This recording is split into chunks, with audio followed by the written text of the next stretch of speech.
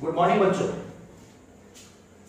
आज 11th class के लिए आज का जो मेरा वीडियो है ये 11th क्लास के लिए है और अभी तक इससे पहले जितना भी वीडियो मैंने प्रिपेयर किया है 11th क्लास के लिए और बच्चों जो वीडियो आप तक पहुंचा है इसमें लगभग सारी चीजें क्लियर हो गई है। अगर फर्स्ट चैप्टर की बात करें सारी चीजें क्लियर हो गई। जो बच्चे अभी ज्वाइन कर रहे हैं या जो बच्चे ने पहले वाले वीडियोस को नहीं देखा है तो प्लीज मेरा काइंडली रिक्वेस्ट है आपसे कि आप पहले वाले वीडियो को भी देखें और वीडियो को देखें और एक एक टर्म वाइज सारी क्लासेस दी गई हुई है, एक एक सिस्टमैटिक एकदम एक एक जो टॉपिक है वो सारे टॉपिक वाइज मैंने आपको वीडियो प्रिपेयर करके दिया है।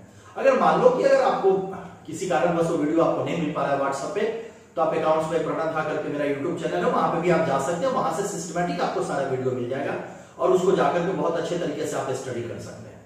मेरे कहने का मतलब यही था कि हम स्टडी एक सिस्टमैटिक तरीके से करें, सिस्टमैटिक तरीके से हम अपने सिस्टम को अकाउंट्स को आगे लेकर के चले और जब आपको सारे कॉन्सेप्ट सारे वर्ड्स समझ में आने लगेंगे तो फिर अकाउंट्स पढ़ने में आपको मजा आएगा। चलिए आज हमारा फर्स्ट चैप्टर का लास्ट टॉपिक है और इस लास्ट टॉपिक में जो टॉपिक्स हम दो टॉपिक के ऊपर आज डिस्कशन करेंगे, बहुत इजी गोइंग टॉपिक्स हैं, बहुत ज्यादा इसमें दिमाग लगाने की जरूरत नहीं है और इस दोनों टॉपिक्स के कॉन्सेप्ट को आज हम क्लियर करेंगे। इससे पहले की जो क्लासेस हमारी थी वो बहुत ही कॉन्सेप्चुअल था। इस फर्स्ट चैप्टर में भी जो बेटा हमने क्लास आपको दी है वो बहुत ही कॉन्सेप्चुअल था, इसीलिए मैंने ऑब्जेक्टिव्स हो, एडवांटेज हो या और भी बहुत सारी चीजें थी, ब्रांचेज ऑफ अकाउंटिंग थी, अकाउंटिंग के डेफिनेशंस थे, फीचर्स थे, उसको मैंने एक एक वर्ड्स को मैंने सारी चीजों को आपके सामने रख दिया है और मुझे नहीं लगता है ऐसा कि अगर आप वीडियो को अच्छे तरीके से अगर वॉच करें, देखें, माइक्रो इसको स्टडी करें तो आपको किसी तरह की कोई परेशानी होगी।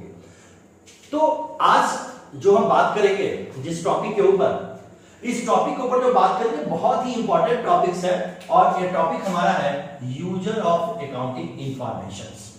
देखिए जरा, मैं बार बार इससे पहले भी जो टॉपिक्स हम लोगों ने डिस्कशन किया है उसमें मैंने आपसे कहा है कि बेटा एक यूजर्स होता है, बार बार हमने डिस्कशन किया है, वर्ड्स आए हैं, थ्योरेटिकल टर्म्स हैं। हाँ, एक चीज मैं और रिक्वेस्ट करूंगा अभी आपसे कि बेटा स्टडी कीजिए, बुक को स्टडी कीजिए। मैं जो पढ़ाता हूं यही सारी दुनिया नहीं है, इससे ऊपर की भी दुनिया है। तो मेरा काइंडली रिक्वेस्ट होता है कि मैं प्रयास करता हूं तो सारी चीजें मैं आपको दे दूं, लेकिन बेटा एनसीईआरटी के बुक को स्टडी करें और भी जो रेफरेंस बुक मैं कहता हूं डीके गोयल साहब की किताब बुक बहुत अच्छी है, उसको आप यूज करें। तो जब आप एनसीईआरटी को और जब डीके गोयल साहब की बुक स्टडी करें तो नए नए वर्ड्स आएंगे। अब जैसे एक क्लास में एक बच्चे ने मेरे से क्वेश्चन पूछा, सर फॉरेंसिक अकाउंटिंग क्या होता है? रियलिटी फैक्ट इज दैट कि बहुत कम लोगों को पता होगा कि फॉरेंसिक अकाउंटिंग क्या होता है, लेकिन वो पता कब चलता है? हम लोग को तभी पता चल पाता है जब हम बुक स्टडी करें। नहीं तो कॉमर्स को तो लोग यही समझते हैं यार जर्नल बनाना है, लेजर बनाना है, ट्रायल बैलेंस बनाना है, दैट्स ऑल। बेटा ये दुनिया नहीं है, आप 11th के बच्चे हैं, ये दुनिया नहीं है, ये कॉन्सेप्ट नहीं है। आपको बहुत सिस्टमैटिक स्टडी करना पड़ेगा अगर अच्छे तरीके से कॉमर्स को पढ़ना है। तो मैंने देखा जब मैं दिल्ली से यहां आया तो मैंने देखा कि हमारे वहां की स्टडी अलग थी, ड्यू की स्टडी अलग थी, यहाँ की स्टडी अलग थी। यहाँ की स्टडी मैंने देखा कि टीचर गया बस गोल्डन रूल लिखवाया, debit the receiver, credit the giver, वो सब आप आगे पढ़ेंगे, लिखवा दिया। लिखवाने के बाद सिंपल सीधा कह दिया कि भाई आप जो है सो यहां के बाद अकाउंटिंग करना शुरू करो। बेटा ये अकाउंटिंग नहीं है, ऐसा सिस्टम नहीं है कॉमर्स पढ़ने का। कॉमर्स पढ़ने का जो सिस्टम है बेटा जो मैंने आपको दिया है, यूट्यूब चैनल पे भी मेरे सारे वीडियोस हैं, सारे कॉन्सेप्ट मैं आपको दे रहा हूं। एक तरीका है सिस्टमैटिक पढ़ने का, एनसीईआरटी के बुक को आप रीड करें, डीके गोयल की बुक को आप रीड करें, दिन देखिए कितना मजा आता है पढ़ने। तो चलिए आज की क्लास हम स्टार्ट करते हैं और आज की क्लास में जो सबसे फर्स्ट जो टॉपिक हम लोग डिस्कशन करेंगे वो टॉपिक डिस्कशन करेंगे यूजर ऑफ अकाउंटिंग इंफॉर्मेशन। देखो बेटा यूजर कौन है, कौन है ये वर्ड जो है यूजर, इसका मतलब क्या है?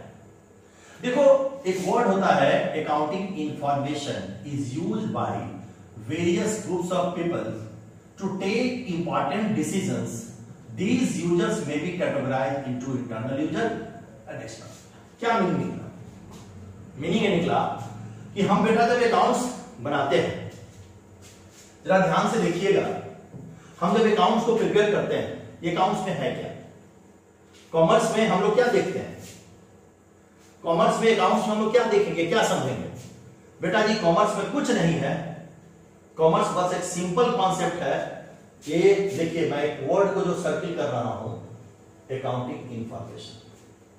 Accounting information that means what?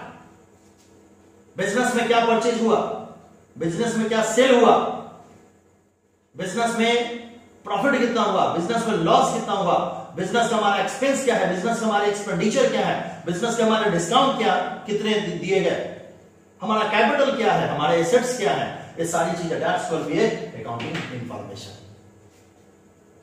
तो ये जो अकाउंटिंग इंफॉर्मेशन है, बिजनेस से जितने भी लोग जुड़े हुए होते हैं, बिजनेस से बहुत सारे लोग होते हैं जो जुड़े हुए होते हैं, तो बिजनेस से जितने लोग जुड़े हुए होंगे उन सबको क्या चाहिए? अकाउंटिंग इंफॉर्मेशन चाहिए। क्यों? डिसीजन लेने के लिए। अगर ये जो अकाउंटिंग इंफॉर्मेशन है ये अगर प्रॉपर तरीके से नहीं पहुंचे वहां तक तो फिर आप डिसीजन नहीं ले पाएंगे, और अगर गलत इंफॉर्मेशन भी हो तो फिर उससे क्या निकलेगा?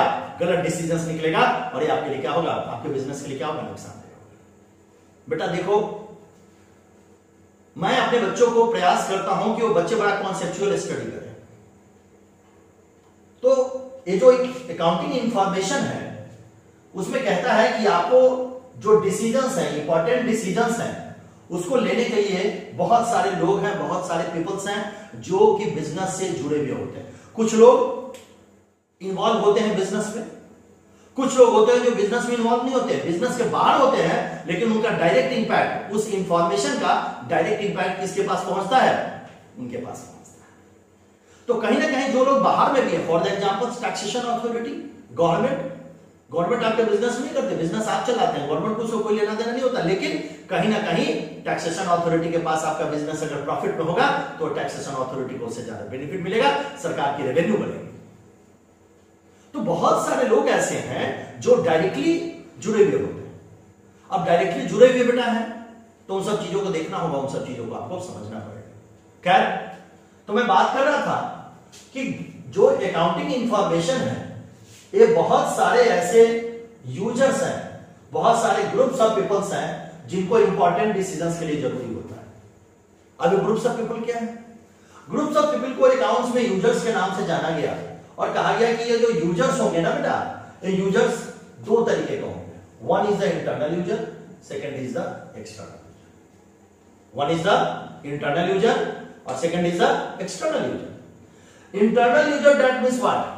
इंटरनल यूजर दैट मींस कि जो डायरेक्टली आपके बिजनेस में इन्वॉल्व, आपके बिजनेस में डायरेक्टली जुड़े हुए हो। For the examples, owners. Owner से क्या मतलब है? मालिक, जो सिस्टम का ओनर है, जो सिस्टम को चलाता है, जिसने सिस्टम में कैपिटल इन्वेस्टमेंट किया होता है। यहां पे है कि owners are expose to the maximum risk in the business as they invest capital in the business, so they are always interested in the safety of their capitals. Owners को क्या चाहिए? मैंने पहले कहा ना, ओनर्स को क्या चाहिए? ओनर्स का मतलब होता है जिसने बिजनेस में कैपिटल इन्वेस्टमेंट करा हुआ हो। तो जिसने भी बिजनेस में कैपिटल इन्वेस्टमेंट बेटा किया है, अब वो तो कैपिटल इन्वेस्टमेंट कर दिया, अब उसको डर लगा हुआ है कि यार मेरे इस कैपिटल का क्या होगा। अब वो क्या करेगा? उसको बिजनेस में जो अकाउंटिंग इंफॉर्मेशन है उसकी जानकारी होनी चाहिए, और हमेशा जो ओनर्स होगा वो किसकी बात करेगा? अपने कैपिटल के सेफ्टी की बात करेगा। तो सबसे पहला जो इंटरनल यूजर है वो कौन होता है? हमारा ओनर्स होता है। देन उसके बाद उसको क्या इंफॉर्मेशन चाहिए? They also want to know the profitability and financial soundness of the business. ध्यान दीजिएगा, they also want to know the profitability. उसको बिजनेस में क्या प्रॉफिट हो रहा है, क्या लॉस हो रहा है, इसके बारे में जानकारी होनी चाहिए, और बिजनेस हमारा साउंड है कि नहीं है इसके बारे में भी जानकारी होनी चाहिए। ध्यान से एकदम देखेंगे, समझेंगे, एक एक चीज को, एक वर्ड को समझिए। नेक्स्ट कहता है बेटा कि accounting information provides them the information about financial performance of the business. कहीं ना कहीं उस ओनर्स को बहुत सारे डिसीजंस लेने होते हैं, तो ओनर्स को डिसीजन लेना है, तो ओनर्स को डिसीजन लेना, तो ओनर्स कैसे डिसीजन लेगा? ओनर्स ऐसे डिसीजन नहीं ले लेगा। ओनर्स के पास जब तक अकाउंटिंग इंफॉर्मेशन नहीं होगा तब तक वो डिसीजन बेटा किसी भी हालत में नहीं ले सकता है। कहने का यह मतलब कि बिजनेस के अंदर अगर हम इंटरनल यूजर की बात करें तो बिजनेस के अंदर अगर इंटरनल यूजर की बात करें तो सबसे फर्स्ट हमारा इंटरनल यूजर जो होता है वो कौन सा होता है? ओनर्स होता है। चलिए आगे बात करते हैं। सेकेंड है बेटा हमारा मैनेजमेंट। देखिए ध्यान से,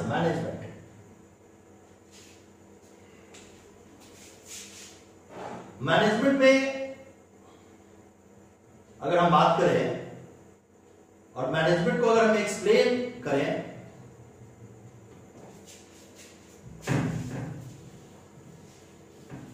तो ध्यान से देखेंगे और एक एक वर्ड्स को क्लियर करेंगे, एक एक वर्ड्स को समझेंगे।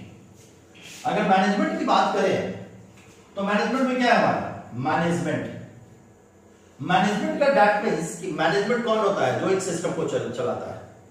बहुत सारे जो बड़ी बड़ी ऑर्गेनाइजेशन है उसमें क्या की जाती है? ओनर से बिजनेस का सेटअप कर दिया और बिजनेस का सेटअप ओनर ने कर दिया और उसके बाद क्या किया? उसने बोर्ड ऑफ डायरेक्टर्स का अपॉइंटमेंट कर दिया। अब वो जो बोर्ड ऑफ डायरेक्टर्स में जितने मेंबर हैं उनकी रिस्पांसिबिलिटी है बिजनेस को रन कराने की।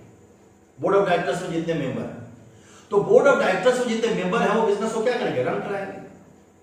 तो बेटा जी अगर बोर्ड ऑफ डायरेक्टर्स बिजनेस को रन कराना उनको है, बड़े ध्यान से मेरी बातों को सुनिएगा, उनको अगर रन कराना है बिजनेस को, इसके लिए उनके पास क्या चाहिए? इंफॉर्मेशन चाहिए। और मैंने आपको पहले भी बताया है कि मैनेजमेंट के 5 फंक्शन होते हैं। Number 1 is the planning, number 2 is organizing, number 3 is the staffing, directing and controlling. एक फंक्शन है, एक फंक्शन में किसी भी तरीके का फंक्शंस को आपको एप्लीकेबल करने के लिए किस चीज की जरूरत पड़ेगी? आपको अकाउंटिंग इंफॉर्मेशन की जरूरत पड़ेगी। फॉर द एग्जांपल्स, मान लो कि इस साल हमारा बिजनेस बहुत अच्छा हुआ। अब हमारे पास 1 ईयर पहले से एक हमारे पास प्रपोजल है कि हमें, मान लो कि हम अगर पटना में बिजनेस कर रहे हैं, अब इस बिजनेस का एक ब्रांच जो है हम लोग को भागलपुर में डालना है। चलिए बहुत अच्छी बात है। अब हमें भागलपुर में बिजनेस का सेटअप डालना है, तो ऐसे सेटअप तो डल नहीं जाएगा बेटा। सेटअप डलेगा कैसे? सेटअप डालने के लिए आपको पता होना चाहिए कि वहां पे कितना कैपिटल इन्वेस्टमेंट है, वहां पे कितना पैसा लगने वाला है और वहां पे कितनी सिक्योरिटी चाहिए। इन सब चीजों के बारे में जानकारी आपको चाहिए। स्टाफ के ऊपर कितना पैसा खर्च लगेगा, रॉ मटेरियल्स की अवेलेबिलिटी कहां से होगी। तो ओवरऑल बिजनेस को चलाने के लिए जितनी भी सारी बातें होती है वो सारी बातें आपको जानकारी पहले होनी चाहिए। और जानकारी कैसे होगी? अकाउंटिंग इंफॉर्मेशन से। स्टाफिंग करना है, अच्छे स्टाफ को अपॉइंट करना है, तो अच्छे स्टाफ को अपॉइंट करने के लिए आपके पास पैसे होने चाहिए, आपके पास एक सिस्टम होना चाहिए। जब तक आपके पास पैसा नहीं होगा, सिस्टम नहीं होगा, तब तक बिजनेस आपका रन किसी भी हालत में नहीं करेगा, किसी भी हालत में। तो यहां जो मैनेजमेंट है, ये मैनेजमेंट को भी बेटा बिजनेस के लिए डिसीजन लेना होता है। और मैनेजमेंट को सबसे बड़ा काम होता है फॉरकास्टिंग, डिसीजन मेकिंग के साथ साथ फॉरकास्टिंग। तो डिसीजन मेकिंग के साथ साथ अगर उसको फॉरकास्टिंग करना है बेटा, तो इसको क्या करना पड़ेगा? अपने आप को परफॉर्म करना पड़ेगा। और वो परफॉर्म तभी कर पाएगा जबकि उसके पास अकाउंटिंग इंफॉर्मेशन हो। अगर उसके पास अकाउंटिंग इंफॉर्मेशन नहीं है, वो किसी भी हालत में अपने आप को परफॉर्म नहीं कर पाएगा।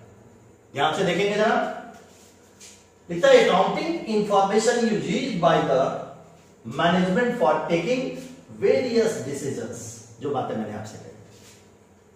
Second is management is also concerned with ensuring that money invested in the organization is generating an adequate return and that the organization is able to pay its debt and remain solvent. अब यहां पे बोल रहा है क्या? Solvent.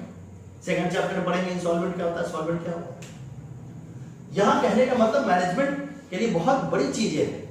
कभी आप business में देखेंगे, मान लो कि बिजनेस में हमारा एक्सपेंडिचर बढ़ता जा रहा है, तो बिजनेस में बेटा अगर हमारा एक्सपेंडिचर बढ़ता जा रहा है तो हमें करना क्या होता है? अगर एक्सपेंडिचर हमारा बढ़ता जा रहा है, हमको लग रहा है कि हमारी प्रॉफिट जितनी होनी चाहिए उतनी नहीं हो रही है, तो हम क्या करते हैं? अपने एक्सपेंडिचर को कम कर देते हैं। ये जो सॉल्वेंट वर्ड आया बड़ा कमाल का वर्ड है। सेकंड चैप्टर में हम लोग पढ़ेंगे सॉल्वेंट का मतलब क्या है, कि किसी भी बिजनेसमैन की एसेट्स सफिशिएंट हो और लायबिलिटी क्या हो? कम। That's called solvent. Unsolvent, liability बहुत ज्यादा हो और एसेट्स कम हो, क्या बिजनेस चलेगा? नहीं चलेगा। तो मैनेजमेंट को प्रूफ करना होता है कि उसका जो डेब्ट है उसका पेमेंट उसके एसेट से करने के बावजूद भी उसके पास पैसे की कोई कमी नहीं है, एसेट्स की कोई कमी नहीं है, और एसेट्स की वैल्यू ज्यादा हो, लायबिलिटी की वैल्यू बिजनेस की कम हो। मैनेजमेंट को क्या करना होता है? उसके रिलेटिव डिसीजन लेना होता है। और ये डिसीजन कब हो पाएगा? ये डिसीजन बेटा तभी हो पाता है, एकदम ध्यान से देखिएगा, ये डिसीजन बेटा तभी हो पाता है जब आपके पास proper accounting information. Third point is the employees. ध्यान से देखेंगे, third point is the employee. देखिए, एक अच्छे बहुत सारे मैंने जो देखा है अभी तक अपने लाइफ में, और अगर जो लोग मैनेजमेंट चलाते हैं खास करके उनसे मैं एक रिक्वेस्ट जरूर करता हूं। मैंने जब एमबीए किया और मेरा फाइनेंस से एमबीए है, और मैंने एमबीए जब फाइनेंस से किया तो उसमें बहुत सारी चीजें मेरे सर हुआ करते थे, उन्होंने मुझे क्लास में कहते थे कि एक ऑर्गेनाइजेशन हो जो समझते कि ब्रांडिंग से कोई सिस्टम चलता है। लेकिन सच्चाई बात बेटा यही है कि अच्छे अगर आपके पास स्टाफ नहीं है, अच्छे आपके पास एम्प्लॉय है नहीं है, और अच्छे रिसोर्स पर्सन आपके पास नहीं है, तो आपका सिस्टम कुछ दिन तो आप ब्रांडिंग पे लेके जा सकते हैं, लेकिन आने वाले टाइम में वो सिस्टम आपका कोलैप्स कर जाएगा। तो जो सबसे बड़ी चीज यहां पर है कि एक एम्प्लॉय का भी बहुत बड़ा रोल होता है बिजनेस के अंदर, बहुत बड़ा रोल है एम्प्लॉय का। देखिए, एक जो एम्प्लॉय है इसके साथ क्या है, मान लो एक एम्प्लॉय है और उसको 3 महीने से सैलरी नहीं मिल रही, 4 मंथ से सैलरी नहीं मिल रही। अब उस एम्प्लॉय के दिमाग में क्या है, यार बिजनेस में यार काम कर रहा हूं, यार पैसे मिल ही नहीं रहे। तो उसके दिमाग में कहीं ना कहीं ऐसा तो नहीं हो रहा है कि यार बिजनेस हमारा जो है सो लूज पुल्स में जा रहा है, बिजनेस हमारा जो है सो लॉस की तरफ जा रहा है, कहीं ऐसी बात तो नहीं है। तो मान लीजिए कि अगर ऐसी बात है तो कोई एम्प्लॉय क्या करेगा, अपना रास्ता तलाशना शुरू करेगा। ऐसा है, ऐसी बातें होती है।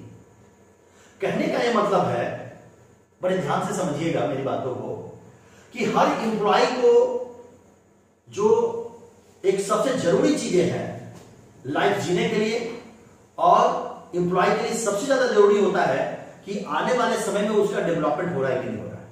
अगर आने वाले समय में डेवलपमेंट हो रहा है तो बहुत अच्छी चीज है, कोई दिक्कत नहीं, कोई परेशानी नहीं। लेकिन आने वाले समय में उसका डेवलपमेंट बेटर नहीं हो रहा है ना, तो फिर एम्प्लॉय आपके ऑर्गेनाइजेशन को छोड़ के चला जाएगा। और बहुत सारे लोग ऐसा समझते हैं, मैनेजमेंट के लोग, कि मान लो कोई एम्प्लॉय आपके यहाँ 10 ईयर से काम कर रहा है और आप छोटे से अपने एम्प्लॉय के डेवलपमेंट करने, एम्प्लॉय को प्रॉपर आप ट्रेनिंग नहीं देते हैं, एम्प्लॉय को आप डेवलप नहीं कर रहे हैं, और कम शॉर्ट टर्म्स के बेनिफिट्स के लिए आप एम्प्लॉय को अपने ऑर्गेनाइजेशन से बाहर निकालते हैं, तो आप समझ के चलो कि वो आपके ऑर्गेनाइजेशन के लिए अच्छी चीज नहीं है। लेकिन बहुत सारी चीजें हैं, बहुत सारी बातें हैं, सारी बातें लोग समझते हैं बेटा। लेकिन जो बेसिक चीजें एम्प्लॉयज के बारे में है कि they are interested in the financial statement to assess the ability of business to pay higher wages and bonus. देखिए जरा ध्यान से, पहला लाइन आ गया, क्या कहता है, हर एम्प्लॉय क्या चाहता है, एम्प्लॉय को पता चल जाए कि यार मेरे कंपनी को 100 करोड़ का बेनिफिट हुआ है, तो एम्प्लॉय क्या करेगा, अगर 100 करोड़ का उसको कंपनी को बेनिफिट मिला हुआ है, तो इस बात को याद रख लो कि 100 करोड़ का अगर बेनिफिट है तो एकदम कॉमन सेंस यूज करना, उस एम्प्लॉय कहीं ना कहीं अंदर से समझेगा कि यार अब तो मेरी सैलरी बढ़ेगी, यार इस बार दिवाली में बोनस मिलेगा, एकदम समझेगा, कहीं कोई डाउट नहीं है। तो अगर उसको अच्छा वेजेस मिलता है, अगर उसको अच्छा बोनस मिलता हो, कब मिलेगा, अगर बिजनेस का जो फाइनेंशियल स्टेटमेंट है वो इंफॉर्मेशन उसको मिलेगा कि भाई बिजनेस की स्थिति बहुत अच्छी है। चलिए आगे बात करते हैं।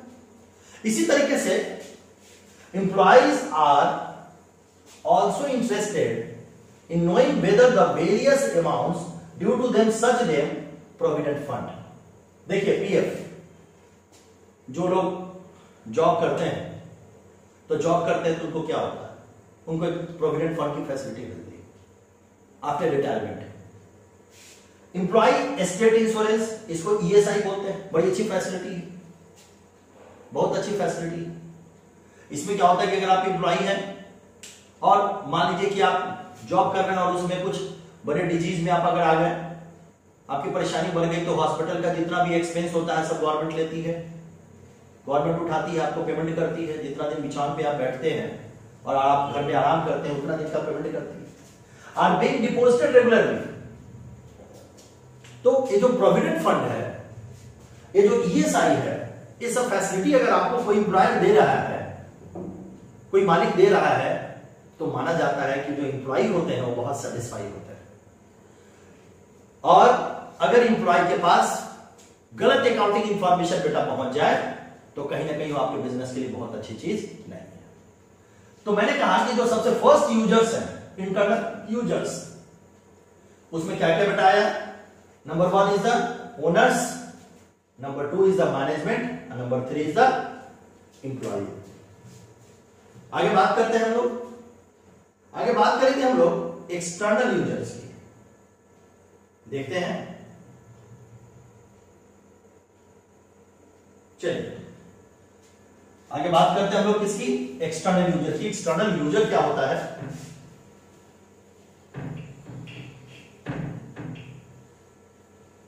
जब ध्यान से देखेंगे, देखिए एक्सटर्नल यूजर दैट मीन्स कि जो लोग इंस्टीट्यूशंस में बाहर के हैं, जो इन्वॉल्व बिजनेस में नहीं है, लेकिन उनका डायरेक्ट रिलेशन किसके साथ होता है? बिजनेस के साथ होता है।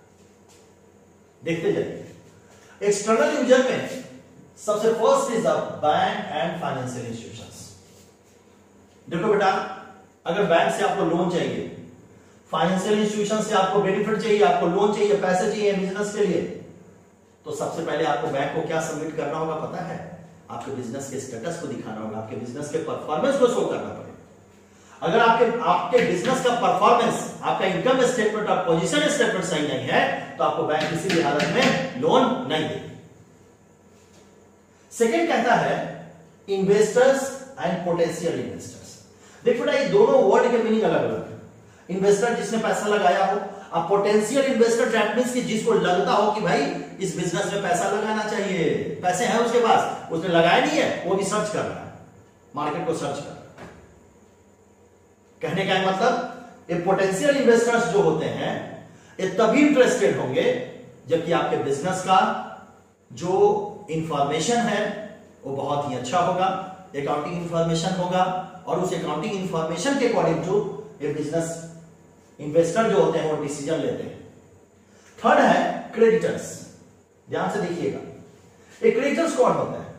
जब ध्यान से देखिएगा, they provide goods on credit to the business. आप मान लीजिए बिजनेस चलाते हैं बेटा, आप बिजनेस चलाते हैं, उस बिजनेस में आपको क्या चाहिए? प्रोडक्ट चाहिए, प्रोडक्ट को आप सेल करेंगे, तो प्रोडक्ट चाहिए, उसको आपको सेल करना है, तो सेल करने के लिए आप जाते हैं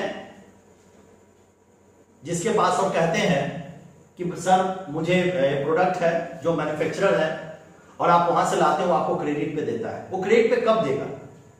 जब वो जानेगा कि आपका जो 1 ईयर का जो ट्रांजैक्शन है वो बहुत ही सही है, 1 ईयर का ट्रांजैक्शन में आप एकदम सही टाइम पे जो जिससे आप प्रोडक्ट लेते हैं उसको आप सही समय पे पेमेंट करते हैं, तभी जाकर वो आपको देगा। क्रेडिटर्स जो लोग आपको प्रोवाइड करते हैं गुड्स, क्या करते हैं? क्रेडिट में आपके बिजनेस को प्रोवाइड करते हैं, उनको सही समय पे क्या चाहिए? पैसा चाहिए। So they need accounting information to ascertain financial soundness of the firm and to ensure credit worthiness of the firm. Credit worthiness that means what? Credit worthiness that means कि सही समय पे सही पेमेंट हो रहा है कि नहीं हो रहा है। अगर सही समय पे सही पेमेंट बेटा हो रहा है, कहीं से कोई प्रॉब्लम नहीं। अगर सही समय पे सही पेमेंट नहीं हो रहा तो बहुत बड़ी परेशानी है, बहुत बड़ी दिक्कत है। कोई भी क्रेडिटर्स आपको क्रेडिट पे कोई भी प्रोडक्ट नहीं देगा। नेक्स्ट में हमारा गवर्नमेंट एंड देयर एजेंसीज। बहुत सारी चीजें हैं। ये गवर्नमेंट के साथ क्या होता है बेटा जी? एक बात बताओ, अभी लॉकडाउन का पीरियड है, लॉकडाउन में आपने देखा कि बहुत बड़ी कंपनियां, अभी प्राइम मिनिस्टर ने रिलीफ फंड ऑर्गेनाइज किया, बहुत सारी कंपनियां, किसी ने 100 करोड़, किसी ने 200 करोड़, ऐसे ऐसे करके कंपनियों ने इन्वेस्टमेंट किया है। कहने का मतलब है कि कोई भी अगर बड़ी कंपनी है, बिजनेसमैन है, अगर कंपनी हमारे कंट्री में बहुत बेनिफिट में रहती है, कंट्री अगर हमारे यहां बहुत बेनिफिट में रहती है, तो बेनिफिट में रहेगी तो उससे बेनिफिट क्या होगा? गवर्नमेंट को बेनिफिट होगा तो उसको टैक्स मिलेगा। जितनी कंपनी प्रॉफिट ज्यादा से ज्यादा अर्न करेगी उतना ही उसका टैक्स रेशियो बढ़ेगा। तो जब टैक्स रेशियो बढ़ेगा तो कहीं ना कहीं गवर्नमेंट को भी इसका बेनिफिट मिलता है। नेक्स्ट कहता है हमारा researcher. Researcher that means what? Researcher that means कि they use accounting information to undertake research in various economic, business and other related areas. Researcher को रिसर्च करना है, वो रिसर्च किस एरिया में करेगा? वेरियस इकोनॉमिक्स डिसीजंस में रिसर्च करना है। तो अगर रिसर्च कर रहा है बिजनेस के ऊपर, तो अगर कंपनी है, कंपनी में एक डिपार्टमेंट होता है बेटा जिसको बोलते हैं R&D, research and development department. जितनी बड़ी कंपनी है सब में आप देखते होइएगा, जैसे आप लोग टेलीफोन यूज करते हैं, मोबाइल फोन आप लोग यूज करते हैं, मोबाइल फोन में क्या होता है, अगर एक ही वेराइटी का मोबाइल फोन रेगुलरली मार्केट में आता जाए तो क्या होगा? सारे अरे यार एक ही वेराइटी का फोन है। लेकिन इंटरेस्टेड कब होता है? कंपनी वही रहती है, लेकिन कंपनी में क्या होता है, एक छोटा सा फीचर एक्सटेंड कर जाता है। जब फीचर एक्सटेंड कर जाता है तो फिर लोग क्या होते हैं, देखते हैं यार इसमें तो ये फैसिलिटी है, यार इसमें तो ये फैसिलिटी है। ये कंपनी वही रहता है बेटा। बाटा एक कंपनी है, पहले वहां लोग जाते थे तो देखते थे कि जो जूते चप्पल की वैरायटी होती थी वो वैरायटी सेम क्वालिटी की होती थी, कस्टमर कम जाते थे। लेकिन उन्होंने भी क्या किया है, आजकल आप जाएंगे तो आपको बड़े नए डिजाइन के बहुत सारे गुड्स वहां पे मिलेंगे, आप जिसको आप देख करके अट्रैक्ट हो सकते हैं। तो रिसर्च तभी बेटा हो सकता है जबकि आपकी फाइनेंशियल पोजीशंस कंपनी की बहुत अच्छी हो, तभी जाकर के कंपनी में रिसर्च हो। कहता है कंज्यूमर्स, ध्यान दीजिएगा, कंज्यूमर्स का भी आपके बिजनेस में बहुत बड़ा रोल होता है। They are interested in getting goods, quality goods of reasonable price. क्या होता है मतलब, कंज्यूमर्स को क्या चाहिए? कंज्यूमर्स को चाहिए कि आपको क्या मिले, जो गुड्स है, जो प्रोडक्ट है, एक अच्छी क्वालिटी की मिले और एक अच्छे प्राइस पर मिले। So they require accounting information establishing goods accounting control which will reduce cost of production, less price to the paid by them। कहने का क्या मतलब, तो बिजनेस में क्या होना चाहिए, बिजनेस के अंदर जो आप प्रोडक्ट बना रहे हैं उसका कॉस्ट ऑफ प्रोडक्ट क्या होना चाहिए, कम होना चाहिए, और उसकी क्वालिटी भी कंज्यूमर्स के अकॉर्डिंग जो होनी चाहिए, तभी जाकर उसका बेनिफिट आपको मिलेगा, अदरवाइज उसका बेनिफिट आपको नहीं मिलेगा। और ये चीज करने के लिए क्या चाहिए उसको, अकाउंटिंग इंफॉर्मेशन की जरूरत है। Next is the public. Public में भी कहता है कि भाई जो सोसाइटी है उसे बहुत सारी चीजें चाहिए। सोसाइटी डेट में रिलायंस कंपनी ने इतना करोड़ रुपया में लॉकडाउन में दिया, उसे किसके लिए दिया है, सोसाइटी के लिए दिया। टाटा ने दिया, उसने सोसाइटी के लिए दिया है। और भी बहुत सारी कंपनियां हैं जिन्होंने प्राइम मिनिस्टर रिलीफ फंड में बहुत सारे पैसे डाले और दिया गया। क्यों दिया गया? कि भाई चलो यहां से डेवलपमेंट होगा। तो मैंने आज जो आपको बताया कि किसी भी बिजनेस में जो इसके अकाउंटिंग इंफॉर्मेशन होते हैं वो बहुत इंपॉर्टेंट होते हैं, और उस अकाउंटिंग इंफॉर्मेशन को दो यूजर्स में कम्युनिकेट होना बहुत एसेंशियल होता है। नंबर 1 इज द इंटरनल और नंबर 2 इज द एक्सटर्नल। एक लास्ट टॉपिक है, जो फर्स्ट चैप्टर का जो लास्ट टॉपिक है उसके ऊपर भी आज हम बात करेंगे। बहुत स्मॉल टॉपिक है बेटा। ये टॉपिक है क्वालिटी कैरेक्टरिस्टिक्स ऑफ अकाउंटिंग। अगर आप एक अकाउंटिंग करते हैं तो एक अकाउंटिंग के अंदर कौन कौन सी ऐसी क्वालिटी होनी चाहिए आपके अकाउंटिंग के अंदर, बहुत इंपॉर्टेंट टॉपिक है, इससे क्वेश्चंस भी आते हैं बेटा।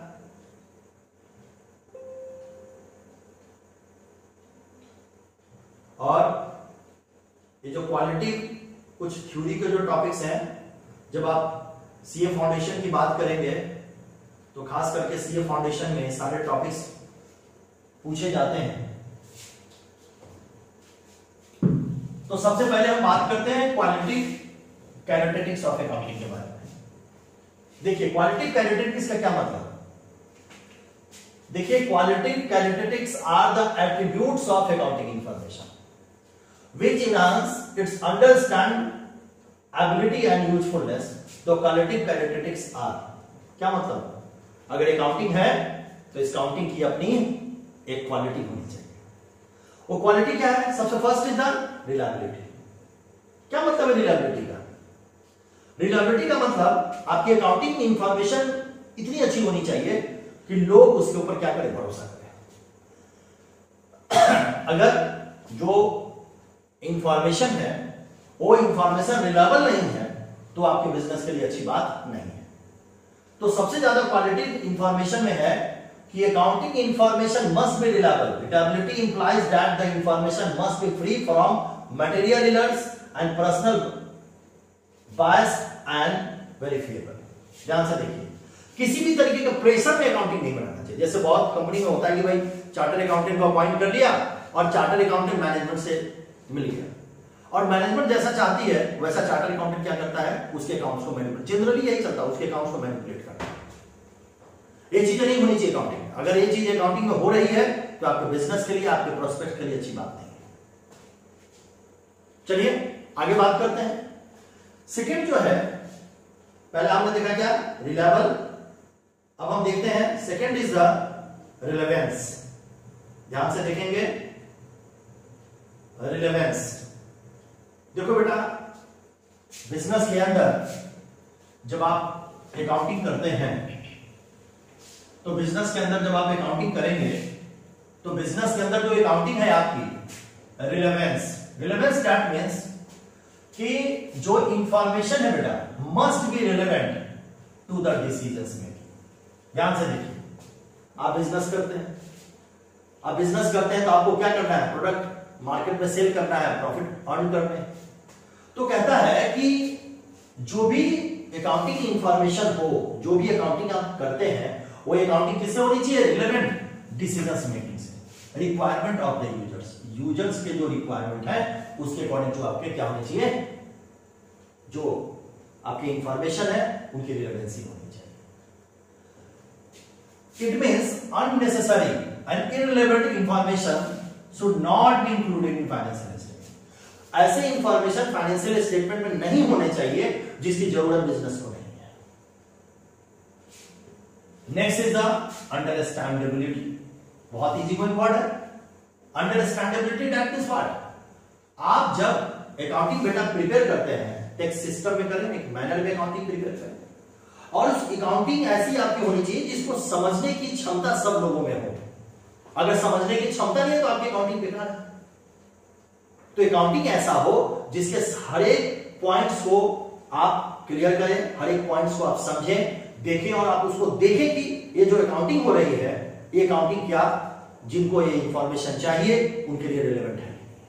और सबसे बड़ी बात कि it means decisions maker must interpret accounting information in the same sense as it is prepared and convinced to them, and information should be presented in such a manner that users can easily understand it। ये word बेटा जरूर ध्यान में रखिएगा, ये word कि जो users है वो इंटरनल हो या एक्सटर्नल यूजर हो, जो आपकी अकाउंटिंग है उसको बहुत अच्छे तरीके से अंडरस्टैंड करे, अच्छे तरीके से समझे, तभी जाकर के उसे अकाउंटिंग का महत्व है, अदरवाइज अकाउंटिंग का महत्व नहीं है।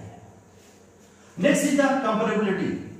ध्यान से देखेंगे, that the users should be able to compare various aspect of the firm over different times period, known as interfirm comparison and known as interfirm comparison. ये दो वर्ड आप देखे हैं, इस वर्ड को अभी नहीं भी जानेंगे तो कोई दिक्कत नहीं है बेटा, लेकिन ये वर्ड आपको 12th में पढ़ना है। जब आप फाइनेंशियल जब आप पार्ट बी 12th का पढ़ेंगे, वहां पे आप चैप्टर पढ़ेंगे कंपनी के फाइनेंशियल स्टेटमेंट, 12th में जाकर पढ़ना है आपको। वहां कॉमन साइज कंपैरेटिव स्टेटमेंट बनाते हैं, वहां पे दो वर्ड आपको स्टडी करने हैं, इंट्राफर्म और इंटरफर्म। सिंपल सा समझिए, कंपैरेटिबिलिटी। कंपैरेटिबिलिटी का मतलब हम कंपेयर कर सके अपने बिजनेस को। जो अकाउंटिंग इंफॉर्मेशन हमारे पास पहले से है, जो अकाउंटिंग इंफॉर्मेशन हम प्रिपेयर कर रहे हैं, वो अकाउंटिंग इंफॉर्मेशन बहुत अच्छे से हम कंपेयर कर सके। अगर हम उसको कंपेयर नहीं करेंगे तो हम सही तरीके से डिसीजंस नहीं ले पाएंगे। बेटे मेरे सारे वीडियोस आपको बहुत सिस्टमैटिक हैं। मैंने पहले भी कहा कि जो बच्चे अभी क्लास को ज्वाइन नहीं किए हैं, अगर वो बच्चे, बहुत इजी गोइंग, बहुत आसान भाषा में मैंने प्रयास किया है, बहुत मैं कहूं कंट्रोल लैंग्वेज में मैंने प्रयास किया है कि मैं आपको एक अच्छे तरीके से मैं आपके अकाउंट्स को आपके सामने रख दूं। आज हमारा फर्स्ट चैप्टर का सारे कंटेंट्स कंप्लीट हो रहा है। मुझे लगता है कि शायद 4 या 5 वीडियोस होंगे। अकाउंट्स में प्रणव झा करके जो यूट्यूब चैनल है, वहां पे सारे वीडियोस भी हैं। तो मान लो कि कभी किसी को बच्चे को दिक्कत हो तो वहां पे जाकर के उसको आप स्टडी कर सकते हैं, उसको देख सकते हैं, समझ सकते हैं, किसी तरह कोई दिक्कत नहीं है। और जितने भी क्वेश्चंस हो, आप जब क्लासेज का टाइमिंग होता है उसमें आप एनालाइज कर सकते हैं। तो आज ये हमारा फर्स्ट चैप्टर कंप्लीट हो रहा है बेटा, और नेक्स्ट जो हमारी नेक्स्ट क्लास होगी उसमें हम लोग कुछ क्वेश्चंस आंसर के ऊपर डिस्कशन करेंगे, कुछ क्वेश्चंस हम आपको बताएंगे भी, कुछ और भी कुछ नए वर्ड्स अगर हमें मिलेंगे तो उस नए वर्ड्स को हम आप तक शेयर करेंगे। आपका भी रोल होना चाहिए आपके एजुकेशन में कि आप बहुत अच्छे तरीके से एनसीईआरटी और डीके गोयल के बुक को आप बहुत अच्छे तरीके से स्टडी करें और दोनों चीजों को आप स्टडी करके बहुत ही माइंडफुली आप इस काम को करें। मैंने सारी चीजें आप तक रख दी है, आपकी ड्यूटी है एक एक चीजों का नोट्स आप बनाएंगे, उसको आप अच्छे तरीके से परफॉर्म करेंगे और प्रयास करेंगे सिस्टमैटिक स्टडी करने का। फर्स्ट चैप्टर का पहले नोट्स बना लें, फिर एनसीईआरटी में जो क्वेश्चंस दिए गए हैं उस क्वेश्चंस को आप कंप्लीट कर लें और जब आप उसके क्वेश्चंस को कंप्लीट कर लेंगे तो फिर हम लोग किस में आएंगे, सेकंड चैप्टर की बात करें। फर्स्ट चैप्टर जिन बच्चों का बहुत अच्छे तरीके से क्लियर होगा उनको सेकंड चैप्टर्स में किसी भी तरह की दिक्कत नहीं होगी। अच्छे तरीके से पढ़ें और ऑनलाइन क्लासेस की जो बातें होती हैं आपको थोड़ा सा भी फील मैं नहीं होने दूंगा कि आप ऑनलाइन क्लास कर रहे हैं। एकदम ऑनलाइन क्लासेस और ऑफलाइन क्लासेस में कोई बेटा डिफरेंस नहीं है, बस यहां बैठे हुए नहीं रहते हैं। लेकिन मैं आपको बताऊं कि ऑनलाइन क्लासेस में भी बातों को बच्चों तक रखा जाता है, लेकिन कम्युनिकेशन का अपना स्टाइल होता है। जो आप इस क्लास को देखेंगे तो मुझे तो फील ही नहीं होता, मैं तो क्लास करता हूं, मुझे फील ही नहीं होता कि बच्चे सामने नहीं है, मैं ऑनलाइन क्लास ले रहा हूं, मुझे फील नहीं होता। अब मुझे लगता है कि जब आप भी हेडफोन कान में लगा करके अगर बहुत अच्छे तरीके से इसको सुनेंगे क्लास को तो आपको फील नहीं होगा और सारी के सारी इंफॉर्मेशन आपको नोट्स में आपको सेंड कर ही देता हूं। और उसके बाद भी सबसे बड़ी चीज है बुक को स्टडी कर बेटा, बुक को स्टडी कर। बुक से बढ़ के बहुत सारे टीचर कहते हैं मैंने जो पढ़ा दिया वही सारी चीजें, वो दुनिया नहीं है। आप एक एक राइटर्स को पढ़ें, एक एक चीजों को पढ़ें, एक एक चीजों को देखें, पढ़ने का मजा वो है, तभी जाकर के मजा आएगा, अदरवाइज मजा नहीं आएगा। और किसी सब्जेक्ट को सीखने के लिए उसमें मजा आना चाहिए, जब तक मजा नहीं है तब तक कुछ नहीं है। चलिए खैर, आज हमारा फर्स्ट चैप्टर कंप्लीट हो रहा है और आज के लिए बस इतना ही। स्वस्थ रहिए और खुश रहिए, घर में छोटे छोटे कामों में फैमिली की मदद कीजिए और प्रयास कीजिए कि पढ़ाई के साथ साथ कुछ क्रिएटिविटी भी करें, कुछ अपनी जो आपकी आदतें हैं जिसमें आपको बहुत मन लगता हो उन सब कामों को करें। आज के लिए थैंक यू, धन्यवाद।